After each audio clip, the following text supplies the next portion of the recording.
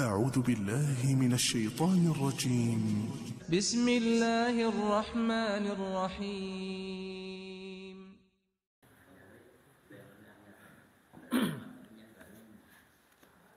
بسم الله الرحمن الرحيم. السلام عليكم ورحمة الله وبركاته. الحمد لله على فضله وإحسانه وأشكره على توفيقه وامتنانه وأشهد أن لا إله إلا الله وحده لا شريك له تعظيما لشأنه وأشهد أن محمدا عبده ورسوله الداعي إلى رضوانه وعلى آله وأصحابه اللهم صل عليه وعلى آله وأصحابه ومن تبعهم بإحسان إلى يوم الدين. وقال الله تعالى في كتابه الكريم يا أيها الذين آمنوا اتقوا الله حق تقاته ولا تموتن إلا وأنتم مسلمون.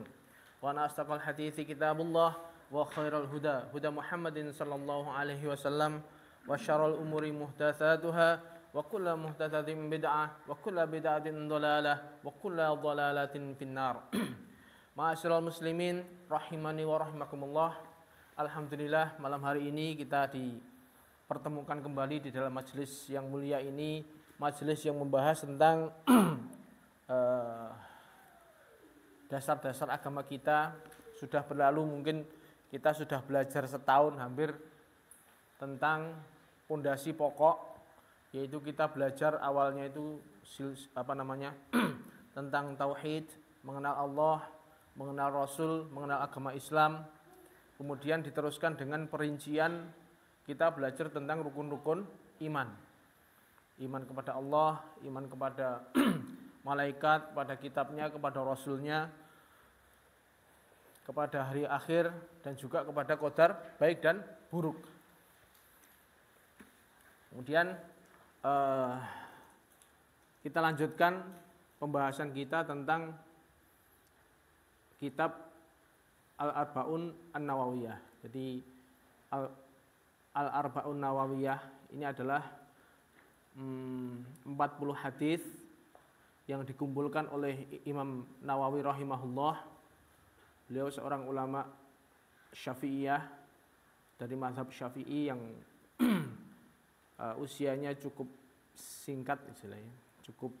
Beliau meninggal dalam masih muda, tapi ilmu yang beliau tinggalkan sangat banyak sekali, termasuk salah satunya yaitu Al-Arba'un Nawawiyah. Beliau mengumpulkan 40 hadis yang di situ alaiha madarul Islam. Jadi 40 hadis ini semuanya kategorinya jawami'ul kalim. Jadi termasuk keunggulan Rasulullah sallallahu alaihi wasallam, beliau dianugerahi dengan jawami'ul kalim. Jadi beliau punya kalimat yang ringkas tapi maknanya dalam.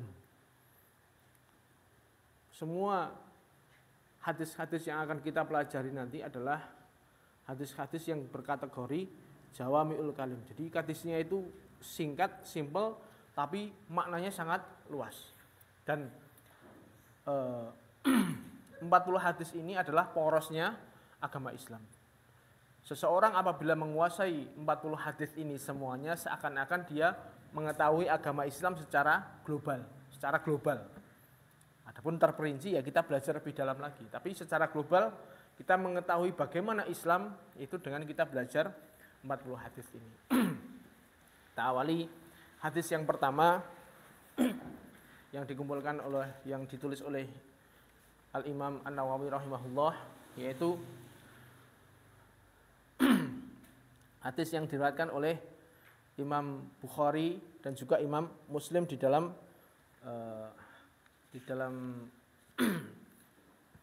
kitabnya Sahih Bukhari maupun Sahih Muslim. An Amiril Mukminin, dari amirnya orang-orang iman, yaitu Abi Hafs, bapaknya Ummul Mukminin Hafsah, yaitu Umar bin Khattab radhiyallahu anhu taala. Jadi hadis ini jalur periwayatannya dari Umar bin Khattab radhiyallahu taala. Orang nomor kedua yang paling mulia di dalam agama Islam ini setelah Abu Bakar radhiyallahu anhu. Beliau berkata, sami'tu Rasulullah sallallahu alaihi wasallam yaqul, saya mendengar Rasulullah Shallallahu Alaihi Wasallam bersabda, Innamal a'malu binniyat. Sesungguhnya amal itu tergantung niatnya. Jadi amal itu tergantung niatnya. Wa innamal likulli imri'in ma nawa. Dan bagi setiap seseorang tergantung apa yang dia niatkan. Jadi secara bahas niat dulu. Innamal a'malu binniyat wa innamal likulli ma nawa. Jadi semua amalan itu diberi pahala sesuai dengan apa yang dia niatkan. Setelah itu Nabi memberikan contoh langsung. Jadi secara global semua amalan kemudian contoh yang spesifik yaitu amalan yang paling mulia, salah satunya yaitu hijrah. Faman kanat hijratuhu ilallah wa rasulih. Barang siapa yang hijrah itu suatu amalan yang sangat berat, butuh tenaga, butuh biaya, butuh pikiran. Ketika dia mempertahankan agamanya, itu ilallah wa rasulih, betul-betul hijrahnya itu mencari wajahnya Allah dan Rasulnya, mencari keridhaan Allah, fahijratuhu ilallah wa rasulih, maka dia hijrahnya betul-betul diterima oleh Allah. Wa man kanat hijratuhu lidunya yusibuha. Barang siapa yang hijrahnya itu untuk dunia, dia ingin memperoleh dunia, entah itu kekayaan, entah itu apapun itu, au mur'atin yungkihuha, atau dia ingin memburu wanita yang dia ingin menikahinya, fa hijratuhu ila ma hajara ilaih. Maka hijrahnya itu tergantung apa yang menjadi tujuannya. Jadi dia diberi apa yang sesuai dengan tujuannya. Ini hadis diriwayatkan oleh Bukhari dan Muslim. Kemudian ini penjelasan ini kan kitabnya cuma segini ya. Imam Nawawi itu kan beliau orang yang pintar. Beliau meletakkan 40 hadis ini semuanya sesuai dengan urut-urutannya itu sesuai dengan apa yang beliau kendaki, dan tidak semua orang bisa memahami. Makanya di sini adalah setelah buku ini banyak diterjemahkan oleh para ulama-ulama, termasuk ini yang saya pakai ini, yang saya pakai rujukan adalah buku dari Ustadz Dr. Firanda Andirja hafidhahullah taala. Beliau menjelaskan dengan menggunakan referensi yang banyak. Jadi sudah bisa dikatakan beliau mutaakhirin, banyak membaca referensi yang banyak, sehingga di sini penjelasannya juga lumayan ringkas dan enak insyaallah. Syarah penjelasan dari hadis tersebut. Innamal a'malu binniyat, sesungguhnya seluruh amalan itu tergantung niatnya. Innama itu dalam bahasa Arab itu untuk menyempitkan, hanyalah. Sedangkan kata al-a'mal itu merupakan bentuk jamak dari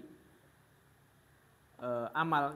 Maksudnya amalan-amalan. Al-a'mal itu maksudnya amalan, bukan cuma amalan satu tok, yang mencakup seluruh bentuk amalan. Jadi semua amalan itu tergantung niatnya. Nah, di sini para ulama sudah membahas bahwasanya yang dimaksud dengan amal-amal dalam hadis ini bersifat umum dan mencakup kesemuanya. Entah itu perbuatan, perkataan maupun pikiran. Jadi perbuatan apapun, perkataan apapun, pikiran apapun itu tergantung niatnya. Nabi Shallallahu Alaihi Wasallam memberi peringatan bahwasanya segala kegiatan seseorang itu berdasarkan niatnya, baik berupa perbuatan, perkataan, dan pikiran. Inilah yang menjadi tolak ukur bagi Allah Subhanahu Wa Taala, yaitu masalah niat.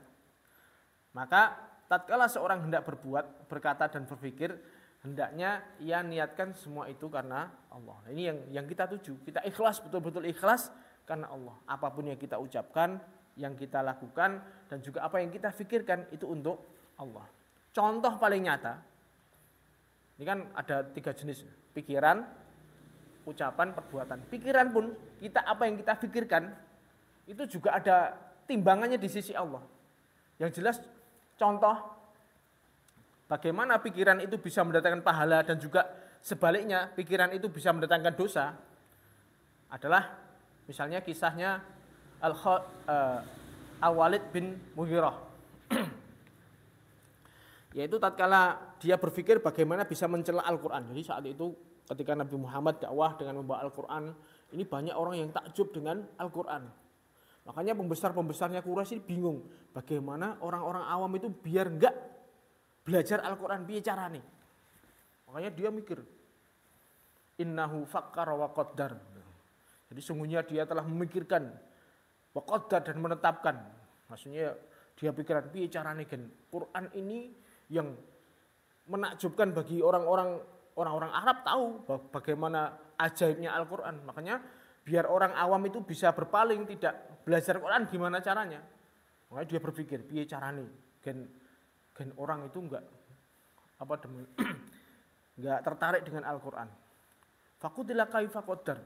Makanya celaka apa yang dia tetapkan. Bagaimana dia menetapkan? Fakutila kaifa qaddar. Tsumma kutila kaifa qaddar, tsumma nazar. Kemudian dia memikirkan opon, tsumma abasa wa basar. Kemudian dia bermacam muka dan merengut. Tsumma adbara wastakbar. Kemudian dia berpaling dari kebenaran dan menyombongkan diri.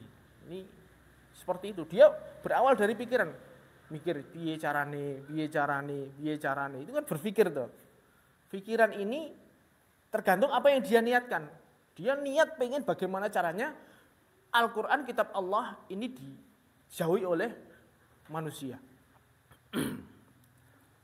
Kemudian baru nemu, akhirnya dia. Soalnya orang sana tahu bahwasannya kalau ini buatan Muhammad, orang mungkin Muhammad ini nggak iso moco, nggak iso nulis kok. Misalnya Muhammad ini,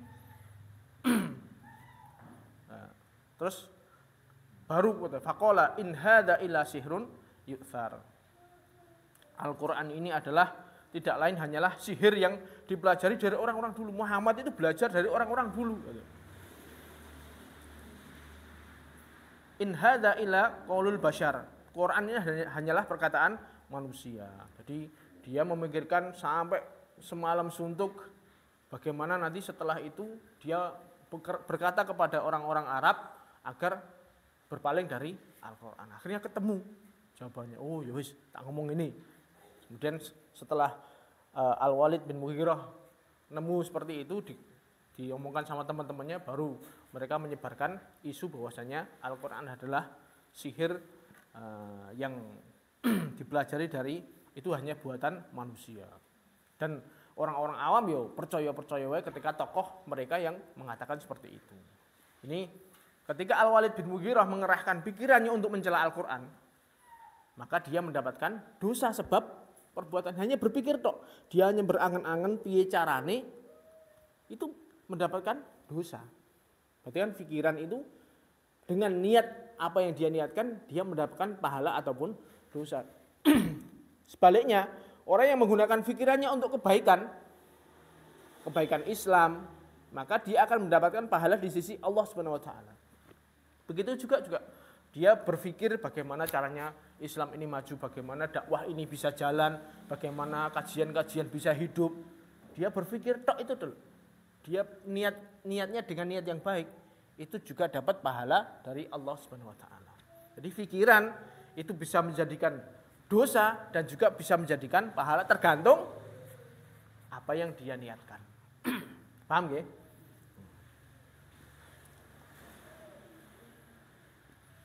Maka kalau dia memang betul-betul berpikir untuk maslahat umat Islam, nggak akan mungkin pikiran itu disia-siakan oleh Allah. Sudah pasti diberikan pahala yang baik. Entah dieksekusi maupun tidak, dia hanya berpikir untuk kemajuan agama Islam, kemajuan dakwah, kemajuan misalnya bagaimana membersihkan daerah sekitarnya dengan memberantas dari kesyirikan, itu sudah mendapatkan pahala. Apalagi dieksekusi. Orang-orang yang mungkin tidak akan bisa melihat apa yang kita pikirkan, tapi Allah Subhanahu wa taala Maha tahu apa yang kita pikirkan. Apakah karenanya atau bukan, itu Allah yang tahu. Makanya kita sendiri, kita ukur diri kita sendiri. Sehingga tatkala seorang berpikir karena Allah, maka dia akan mendapatkan pahala Allah. Allah Subhanahu wa taala berfirman dalam surat Ali Imran, "Inna fi khalqis samawati wal ardi wa ikhtilafil laili wan nahari la ayatil liulil albab." Kejadian penciptaan langit bumi, kemudian pergantian siang dan malam, ini adalah ayat-ayat bagi orang yang punya akal. Alladzina yadhkurunallaha qiyaman wa qu'udan wa 'ala junubihim, yaitu orang-orang yang selalu ingin Allah, selalu ingat Allah, entah dia keadaan berdiri, keadaan duduk atau berbaring. Wa yatafakkaruna fi khalqis samawati wal ard. Orang selalu berpikir, wa yatafakkaruna fi khalqis samawati. Jadi selalu tafakur. Tafakur itu kan berpikir tentang kejadian semesta. Masya Allah, ketika dia memandang fenomena apapun yang terjadi di depan matanya, dia selalu ingat kepada Allah. Ketika hujan ini bagaimana, wah, luar biasanya bagaimana kekuasaan Allah, besarnya hujan yang begini, demikian ini bisa diatur rintik-rintiknya, kok enggak sekali jlok gitu kan. Berarti itu termasuk kekuasaan Allah. Bagaimana Allah menggiring hujan, kemudian pergantian siang malam, selalu dengan apa yang dia pikirkan itu kepada Allah, kembali kepada Allah, itu adalah mendapatkan nilai pahala. Wa tafakkur. Dan dia berkata, Rabbana ma khalaqta hadza batilan subhanaka faqina adzabannar. Ya Allah, Engkau tidak menjadikan ini sia-sia. Subhanaka faqina adzabannar. Maha suci Engkau dan jauhkanlah kami dari azab neraka. Ini orang yang demikian ini, lihatlah bagaimana Allah Subhanahu wa taala memuji orang-orang yang menggunakan pikiran mereka untuk merenungkan kebesaran Allah. Orang yang menggunakan pikirannya untuk merenungkan kebesaran Allah juga pasti dapat nilai pahala. Dari mana itu? Ya tergantung niatnya. Apa yang dia pikirkan ketika dia berpikir itu. Niatnya untuk apa? Oleh karenanya hendaknya seseorang tidak membuang-buang waktunya dan hendaknya ia berpikir dengan pikiran yang baik. Makanya kita tahu bahwa pikiran ini ada timbangan dosa dan pahalanya. Kita gunakan pikiran kita selalu untuk Allah, selalu untuk kebaikan. Jangan sekali-kali kita berpikir untuk perbuatan dosa dan maksiat. Kita berpikir tok untuk perbuatan yang mencela saudaranya, untuk bermaksiat kepada Allah, memutus silaturahim, itu juga ada kadar dosanya hanya dari pikiran tok. Nah, kita harus hati-hati. Waktu terus berjalan, umur kita tidak panjang. Makanya selalu gunakan pikiran-pikiran kita ke dalam hal-hal yang positif, selalu dalam kebaikan. Apalagi kita sudah ngaji seperti ini, ya, banyak hal-hal yang kita pikirkan agar bagaimana selalu di dalam pikiran kita itu mendapatkan pahala dari Allah Subhanahu wa taala. Begitu juga dengan perkataan. Perkataan sama, apa yang diucapkan sama. Hendaknya seorang berkata karena Allah. Sungguh ada orang-orang yang mengucapkan sesuatu itu karena ria, karena ingin dipuji, ingin disanjung dan lain-lain sebagainya, maka sungguh Allah yang Maha tahu. Jadi podo-podo ngomongi gitu. Dia menyanjung seseorang. Iki niatnya tergantung, ngelem arep ngenyek apa ngelem karena betul-betul dia tuh tulus dari hatinya. Ini dia sendiri yang tahu. Ada jenis cemoohan itu kan. Kita ngelem tapi di balik itu ada hinaan, itu kan enak. Itu tergantung bagaimana apa yang dia niatkan dari perkataannya itu. Sama-sama ngomong itu niatkanlah dengan niat yang baik. Dan juga perbuatan juga seperti itu. Semua yang dilakukan itu bergantung niatnya. Contoh adalah yang paling sederhana, perbuatan yang paling simpel, senyum. Nabi SAW bersabda, La tahkiranna minal ma'rufi syai'an, walau anna talqa akhaka biwajhin tol. Janganlah kamu menganggap remeh sedikit pun suatu kebaikan, walaupun hanya dengan tersenyum ketika bertemu dengan saudaramu. Senyum itu bisa dilakukan untuk beberapa niat atau tujuan. Ada yang senyum dilakukan untuk menghormati saudaranya. Bahkan ada senyum yang tujuannya untuk ngejek. Bahkan senyum untuk marah. Itu juga ada. Atau senyum yang bisa menyatakan perasaan dia yang tulus kepada saudaranya. Itu semuanya tergantung bagaimana niat dia. Dan dia diberi pahala sesuai dengan apa yang dia niatkan. Dari amalan yang sama-sama senyumnya itu tadi. Maka dengan demikian kita perlu mengetahui bahwasanya hidup ini tidak akan sia-sia jika diniatkan karena Allah Subhanahu wa taala. Karena kelak kita akan dapati semua yang kita kerjakan tercatat di dalam buku catatan amal kita dan tidak ada yang luput satupun. Entah itu pikiran kita, perbuatan kita, ucapan kita. Kalau zaman sekarang ya jari-jari kita ketika mengetik di medsos itu semuanya ada catatannya. Meskipun kita nggak ngomong tapi jarinya misuh-misuh misalnya mengucapkan sesuatu dalam bentuk tulisan ya sama timbangannya. Maka dengan demikian kita perlu sebagaimana ketika seseorang dibukakan catatan amalnya, dia akan berkata dalam surat Al-Kahfi itu, "Mali hadzal kitabi la yughadiru shaghiratan wala kabiratan illa ahsaha." Ini kitab opo ini? Mosok dia tidak meninggalkan yang semua perbuatan yang kecil dan juga tidak meninggalkan yang besar, melainkan dia mencatat semuanya. Dia mulai dari pertama kali dia dicatat balik misalnya, sampai dengan dia meninggal itu catatannya komplit, tidak ada terluput satupun. Apa yang dia pikirkan, apa yang dia ucapkan dan juga perbuatan yang dia lakukan itu semuanya tercatat. Makanya umur kita yang pendek ini manfaatkan dengan sebaik-baiknya. Bagaimana dengan umur kita yang singkat ini, marhalah yang paling pendek ini bisa mendulang pahala yang besar di sisi Allah Subhanahu wa taala. Dari mana? Dari niat apa yang kita niatkan. Lalu Allah Subhanahu wa taala berfirman, "Wa wajadu ma 'amilu hadira wa la yadlimu rabbuka ahada." Dan mereka dapati apa yang mereka kerjakan tertulis semuanya dan Tuhanmu tidak menganiaya seorang pun. Surat Al-Kahfi ayat 49. Di dalam buku amalan tersebut malaikat tidak hanya mencatat perbuatan dan perkataan saja. Bahkan niat juga dicatat oleh malaikat. Nabi Shallallahu alaihi wasallam bersabda, "Faman hamma bihasanatin falam ya'malha katabahallahu lahu indahu hasanatan kamilah." Barang siapa yang berniat suatu kebaikan lantas belum mengamalkannya, niat melakukan sesuatu belum diamalkannya, maka Allah mencatat satu kebaikan di sisinya secara sempurna gitu. Berarti niat kebaikan yang belum dieksekusi itu sudah ada timbangan pahalanya. Amalannya sudah dicatat sempurna oleh Allah Subhanahu wa taala. Makanya ini bagaimana kita memanfaatkan semua perbuatan kita, tingkah laku kita dan juga pekerjaan hati kita sebaik-baiknya. Makanya tatkala Nabi mengatakan sesungguhnya seluruh amalan itu tergantung niatnya, ini menunjukkan bahwasanya satu jenis amalan itu bisa digunakan untuk berbagai macam niat. Contoh, seorang yang mengeluarkan hartanya untuk menyumbang, maka sumbangan ini bisa diniatkan karena Allah atau entah karena dia ingin riya, ingin dipuji dan berbagai amalan macam yang lainnya. Satu podo-podo mengamal sama-sama secara fisik dia mengeluarkan duit.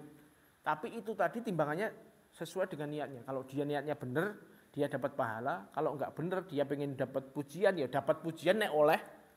Kalau enggak ya enggak oleh pujian, malah dosa pisan itu. Ini tergantung niatnya.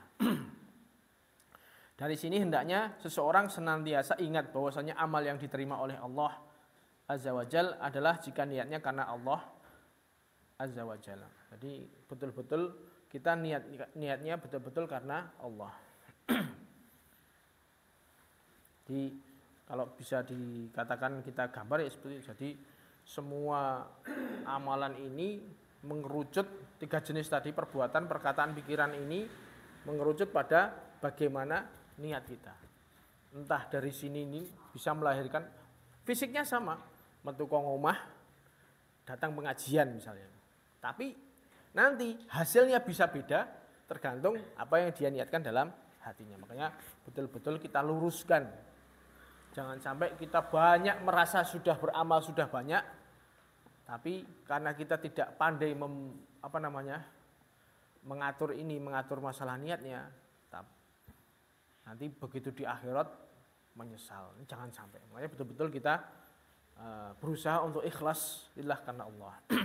Kemudian Rasulullah Shallallahu Alaihi Wasallam bersabda, wa innamal likulli imri'in ma nawa. Dan bagi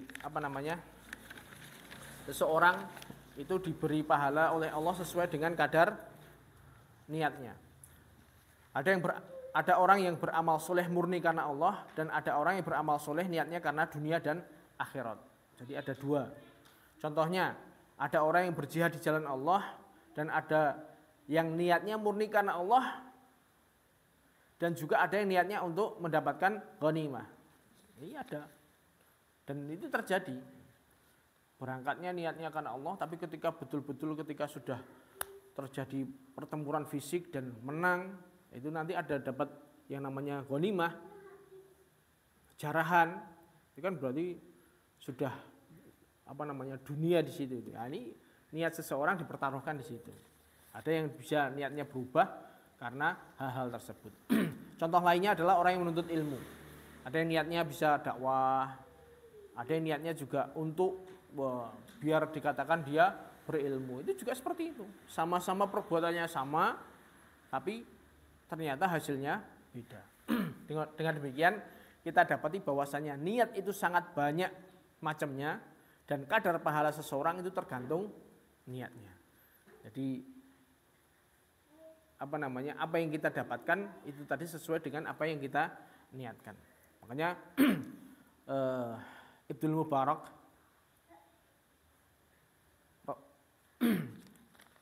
Ibnu Mubarak berkata, Rabbu amalin saghirin tu'azzamuhun niyah wa rubba amalin kabir tusaghiruhun niyah. Betapa banyak amalan kecil itu besar, bisa menjadi besar nilainya di sisi Allah karena niatnya yang benar, yang tulus, betul-betul mukhlis. Dan betapa banyak amalan yang besar, sedekah sampai juta-jutaan, sampai betul-betul menghabiskan hartanya, sepertiga hartanya, tapi nilainya kecil di sisi Allah karena niatnya. Ini bahaya. Makanya dari sini kita dapat mengetahui bahwasanya niat itu sangat berpengaruh terhadap sebuah amal. Nabi SAW bersabda, man sa'alallahu syahadata bisidqin ballaghahullahu manazila syuhada wa in mata ala firasyih. Barang siapa yang mengharapkan mati syahid betul-betul dari dirinya itu pengen kalau ada musuh nanti dia akan membela agama. Dengan niat yang jujur, tulus, ikhlas karena Allah, maka Allah akan mengantarkannya sampai kepada derajat syuhada. Jadi dia niatnya pengen kalau betul-betul karena kecintaannya kepada Allah, kecintaannya kepada Rasul, kecintaannya pada agama Islam. Ketika agama Islam dihina, ketika agama Islam dilecehkan, dia betul-betul sangat pengen membela agama ini. Dan dia betul-betul berazam, berkeinginan kalau sampai nanti betul-betul perang, aku akan berjuang untuk membela agama ini. Dia punya niat seperti itu, tulus, betul-betul tulus. Maka dia oleh Allah akan diantarkan sampai derajat syuhada. Meskipun dia mati di tempat tidurnya. Meskipun dia nggak mati tenanan, nggak sampai perang, terbunuh di dalam medan perang membela agama, tapi dengan niatnya itu dia sudah mendapatkan pahala derajat syuhada. Meskipun dia matinya di tempat tidurnya, seperti Khalid bin Walid, panglima perang yang hampir ketika dimandikan itu tidak ada satu jengkal pun dari kulitnya yang bebas dari entah itu tombakan panah atau kena anak panah atau kena sayatan pedang atau kena tombak, itu enggak ada sejengkal pun yang bebas. Jadi ada pasti aja sekujur tubuhnya itu banyak penuh dengan luka, tapi beliau meninggal di tempat tidurnya. Jadi pengen mati tapi mati-mati ya sampai meninggal di tempat tidurnya seperti itu. Atau mungkin kita enggak yang kita aja misalnya kita betul-betul pengen membela agama ini, bagaimana agama ini dilecehkan, kita semangat untuk membelanya. Meskipun kita mati di tempat tidur kita, tapi oleh Allah diangkat derajatnya sampai derajat syuhada.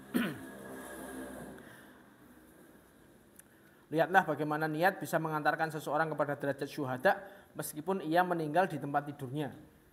Dalam riwayat lain Rasulullah sallallahu alaihi wasallam bersabda, "Wa rubba qatilin baina saffaini Allahu a'lamu biniyati." Dan berapa banyak orang yang terbunuh di antara dua pasukan perang, ternyata Allah lebih mengetahui niatnya. Pastinya Allah Maha tahu tentang niatnya ketika berjihad. Apakah karena Allah atau bukan? Ternyata ya benar. Ada orang ketika perang Uhud itu orang yang sangat pemberani. Para sahabat itu menyanjung-nyanjungkan, bahkan sebagian mereka mengatakan ini ahli surga. Tapi Nabi mengatakan ini ahli neraka. Mereka penasaran kan, kok iso padahal dia berperang dengan hebat, membela dengan sungguh-sungguh. Tapi ketika dia terluka, dia nggak tahan, akhirnya bunuh diri di medan jihad. Makanya ini yang bisa mengetahui niat seseorang itu adalah Allah Subhanahu wa taala. Meskipun dia betul-betul membela agama Allah secara fisik, tapi ternyata niatnya tidak untuk Allah, ya Allah yang lebih mengetahuinya.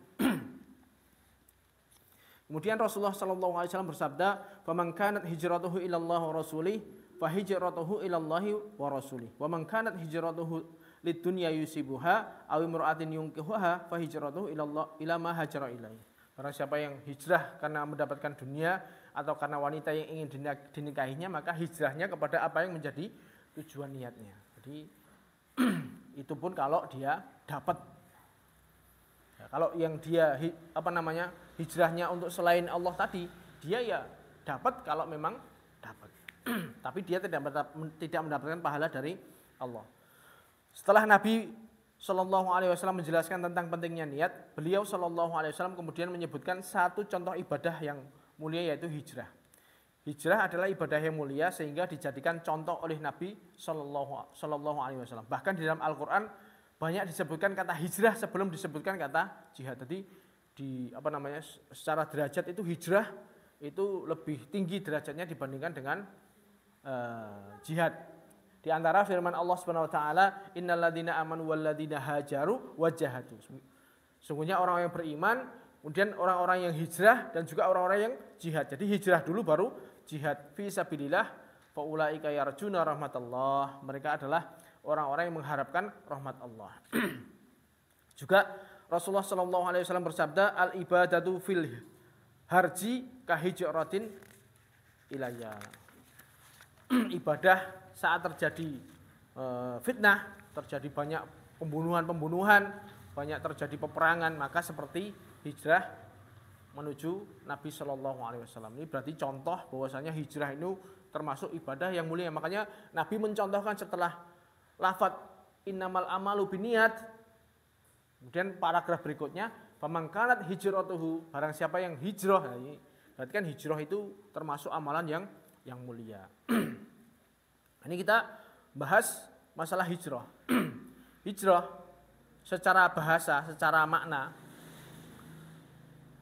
yaitu at-tarku, artinya meninggalkan. Jadi kalau kita belajar agama itu pasti ada makna secara bahasa, kemudian makna secara istilah. Secara bahasa hijrah itu maksudnya meninggalkan. Jadi Al-Hafidz Ibnu Hajar rahimahullahu ta'ala mengatakan bahwasanya hijrah itu punya dua makna. Ibnu Hajar al-Asqalani. Pertama, hijrah itu meninggalkan suatu tempat dan berpindah ke tempat yang lain. Ini yang pertama. Jadi hijrah itu maksudnya meninggalkan suatu tempat menuju ke tempat lain. Maksudnya fisik, berarti hijrah secara fisik. Ini juga ada dua secara umum. Al-intiqal min daril khauf ila daril amn. Yaitu berpindah dari negeri yang tidak aman menuju negeri yang aman. Contohnya hijrahnya para sahabat dari Mekah ke Habasyah. Dan hijrah ini terjadi dua kali di zaman Rasulullah sallallahu alaihi wasallam. Saat itu, jadi kalau kita cerita tentang hijrah yang ke Habasyah itu, ya kita harus tahu dulu tentang sejarah. Saat itu memang kondisi Mekah itu enggak kondusif untuk beribadah pada Allah. Waktu itu orang ibadah, orang ketahuan Islam aja udah dikejar-kejar oleh kaum musyrikin, bahkan diintimidasi, disiksa dan lain-lainnya. Makanya mereka untuk menegakkan tauhid itu susah, berat. Oleh karenanya, karena kondisi yang seperti itu, sedangkan mereka ya masih lemah, Islam saat itu masih lemah. Nabi memerintahkan para sahabat untuk hijrah dari Mekah yang saat itu karena mereka untuk menegakkan tauhid susah. Udah kalian ke Habasyah. Jadi hijrah pertama yaitu ke negeri Habasyah. Negeri Habasyah itu adalah negeri Nasrani. Kalau Quraisy itu kan Mekah itu kaum musyrikin, mereka menyembah banyak berhala-berhala. Kalau ke Habasyah mereka orang-orang Nasrani yang mereka menuhankan Nabi Isa alaihi salam. Namun Habasyah ini adalah negeri yang aman bagi kaum muslimin. Hal ini dikarenakan negeri tersebut dipimpin oleh seorang raja yang adil, sehingga para sahabat bisa beribadah dengan tenang. Itu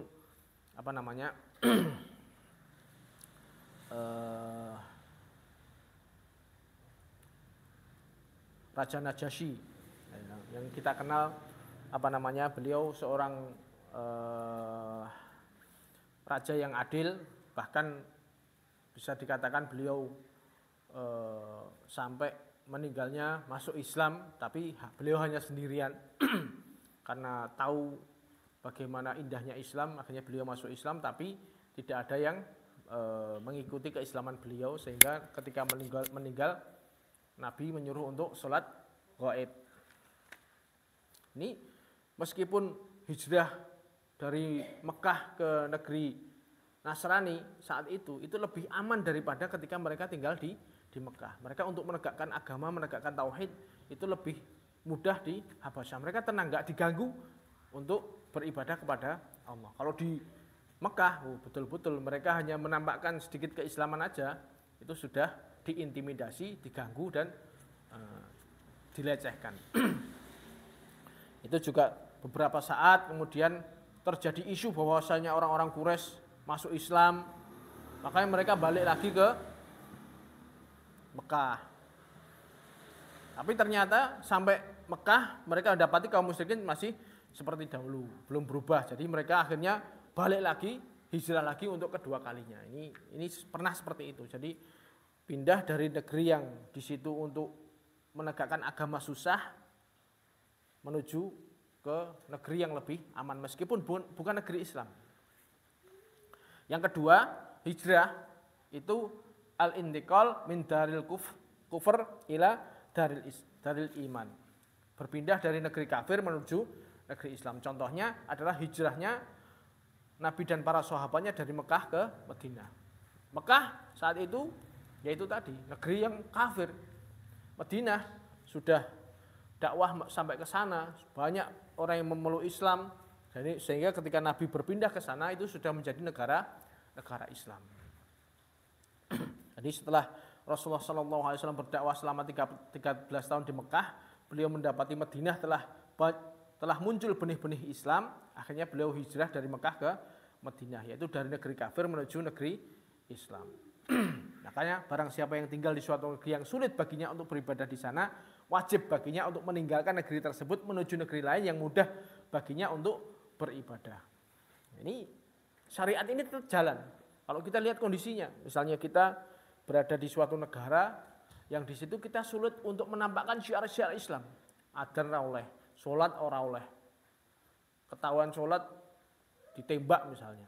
Itu kan berarti sudah enggak bisa melakukan syiar-syiar Islam, sudah enggak bisa gitu. Nah, kalau seperti itu, kalau dia mampu itu wajib dia pindah dari tempat itu. Alam takun ardullahi wasi'ah.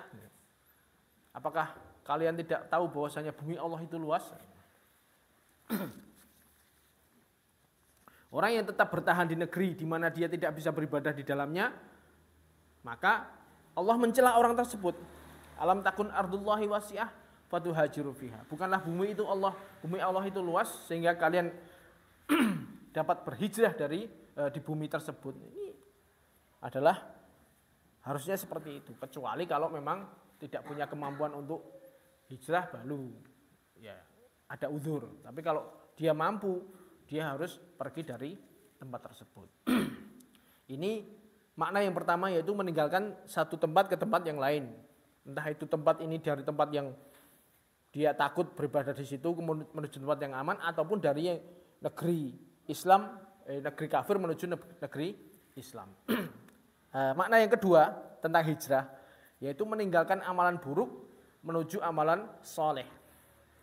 Makna ini sebagaimana perkataan Nabi Shallallahu Alaihi Wasallam, al muslimu man salimal muslimun min lisanihi wa yadi. Jadi seorang Islam itu adalah orang muslim lain itu selamat dari gangguan lisannya dan tangannya. Jadi seorang dinamakan muslim sejati adalah kalau muslim lainnya itu merasa aman dari gangguan lisan dan perbuatannya. Jadi kita harus introspeksi, kira-kira di mana posisi kita? Apakah muslim selain kita, teman-teman kita merasa aman dari gangguan kita atau tidak? Wal muhajiru man hajara manahallahu an. Dan orang muhajir, orang yang hijrah adalah orang yang meninggalkan apa yang dilarang oleh Allah. Jadi dia meninggalkan maksiat menuju ketaatan, namanya hijrah. Ini makna hijrah yang banyak diaplikasikan oleh kebanyakan orang saat ini. Oh, si fulan sudah hijrah. Si fulan sudah hijrah, maksudnya apa? Hijrah dari yang dulunya dia mungkin kurang semangat dalam ibadah, kurang semangat dalam agama, dia betul-betul berazam pengen memperbaiki dirinya menuju ketaatan kepada Allah. Ini namanya hijrah secara maknawi. Jadi hijrah secara fisik tadi, ada juga hijrah secara maknawi, yaitu meninggalkan amalan yang buruk menuju amalan soleh. Hijrah ini adalah amalan yang mulia. Terbukti Rasulullah SAW menjadikan hijrah sebagai permisalan kalimat awal di hadis. Bahwasanya amalan ini tergantung niatnya dan seorang mendapatkan sesuai dengan yang dia niatkan. Itu dijadikan sebagai contoh. Ini menunjukkan bahwasanya hijrah adalah amalan yang mulia. Dari sini dapat kita simpulkan bahwa seseorang itu dapat melakukan suatu amalan itu dengan niat yang berbeda. Bisa saja ia hijrah niat karena Allah, tapi di waktu yang sama ia juga bisa juga untuk berhijrah karena dunia. Karena itu dalam hadis ini Rasulullah SAW mengklasifikasikan hijrah menjadi dua. Hijrah karena Allah dan Rasulnya, hijrah karena dunia dan wanita. Padahal perbuatannya sama. Keduanya secara zahir memiliki bentuk yang sama, yaitu meninggalkan satu tempat menuju tempat yang lain. Akan tetapi yang membedakan keduanya adalah niatnya. Tatkala seorang hijrahnya karena Allah dan Rasulnya, maka dia akan mendapatkan pahala. Adapun jika ia berhijrah karena dunia dan wanita, maka dia hanya akan mendapatkan dunia dan wanita yang dia niatkan awalnya itu. Itu pun kalau dapat. Ini paham ya? Jadi sama-sama perbuatannya, tapi karena niat itu bisa beda hasilnya. Adapun kata dunia itu diambil dari kata dunu yang berarti qorib, dekat, yang artinya dunia ini hanya sebentar. Hal ini dikarenakan orang yang tinggal di dunia ini tidak lama. Jadi dia mengejar sesuatu untuk yang sepele, yang sebentar kok. Kemudian dalam hadis ini Nabi SAW juga menyebutkan wanita secara khusus setelah menyebutkan dunia. Jadi barang siapa yang hijrahnya untuk dunia, berarti dunia apapun itu, entah dia pengen bercocok tanam di Madinah atau dia pengen punya kedudukan di tempat yang baru, itu kan dunia semuanya itu. Termasuk di dalam dunia kan ada wanita. Tapi kenapa Nabi menyendirikan? Jadi setelah menyebutkan dunia, Nabi nyebut lagi masalah wanita. Barang siapa yang hijrahnya karena pengen dunia dan juga karena pengen wanita. Ini menunjukkan bahwasanya fitnah wanita ini luar biasa. Bahkan sampai Nabi menyendirikan, meskipun wanita ini bagian dari dunia. Seandainya Nabi menyebutkan dunia itu wanita jadi termasuk. Tapi Nabi sebutkan secara khusus karena memang wanita ini punya fitnah yang sangat besar. Nabi SAW bersabda, "Fattakud dunya wattaqun nisa." Takutlah kalian terhadap dunia dan takutlah terhadap fitnahnya wanita. Wanita termasuk dunia, tetapi Rasulullah Shallallahu Alaihi Wasallam menyebutkan secara khusus karena wanita bisa menimbulkan fitnah yang sangat banyak bagi laki-laki. Betapa banyak laki-laki yang kuat, yang secara fisik luar biasa, tapi hancur diakibatkan karena terfitnah oleh wanita, sehingga mereka terjerumus ke dalam kemaksiatan. Ini banyak sekali. Dan kita bagaimana jerat-jerat iblis untuk menggoda segala jenis kemaksiatan itu yang dipasang untuk jadi bempernya siapa? Wanita-wanita. Dan kita tahu bagaimana luar biasanya fitnah wanita bisa memengaruhi laki-laki. Kita buka HP ini, Masya Allah. Untuk bisa betul-betul menundukkan pandangan itu sangat susah. Dan ini terjadi di depan mata kita. Fitnah wanita itu sangat besar. Makanya jangan menyepelekan masalah ini. Bahkan Nabi Shallallahu Alaihi Wasallam bersabda, al-mar'atu aurah, fa idza kharajat istashrafaha syaitan. Wanita ini adalah aurat dan jika keluar maka syaitan akan mengintainya dan memperindahnya di mata laki-laki. Dan ini yang terjadi sehingga banyak sekali orang-orang laki-laki yang terfitnah karena fitnah wanita. Makanya Nabi menyebutkan secara khusus, takutlah kalian terhadap barang siapa yang hijrahnya karena dunia dan juga karena wanita, maka dia mendapatkan apa yang dia inginkan. Jadi kalau digambar ya ini tadi bentuknya. Hijrah ini ada dua makna. Meninggalkan satu tempat ke tempat yang lain dan juga meninggalkan amal buruk menuju amal yang soleh. Adapun meninggalkan tempat tadi ada dua jenis tadi. Meninggalkan dari tempat yang tidak bisa tenang menuju tempat yang aman dan juga tempat yang negeri kafir menuju negeri Islam. Insyaallah itu penjelasan tentang hadis ini. Jadi penjelasan secara secara global tentang hadis ini adalah yaitu tadi. Niat itu adalah puncak segala amalan. Ini yang menjadi barometernya ini. Jadi ini pembahasan masalah niat itu termasuk pembahasan yang panjang karena ini bisa dikatakan separuh ilmu ya dari sini nih. Niat ini yang akan bisa menentukan hasilnya. Padahal perbuatannya sama, bisa beda dengan niatnya. Insya Allah itu yang bisa kita sampaikan untuk pertemuan kali ini. Nanti insya Allah pertemuan berikutnya akan kita bahas tentang apa fungsi niat dan juga bagaimana kalau seandainya amalan itu sudah yang kita niatkan awalnya ikhlas tapi tercampur dengan riya. Nanti ada pembahasan berikutnya insya Allah. Insya Allah mungkin itu yang bisa kita sampaikan untuk pengajian malam hari ini untuk mengawali materi yang baru. Ya. Wabillahi taufik wal hidayah. Subhanakallahu wa bihamdika asyhadu an la ilaha illa anta astaghfiruka wa atubu ilaik. Assalamualaikum warahmatullahi wabarakatuh.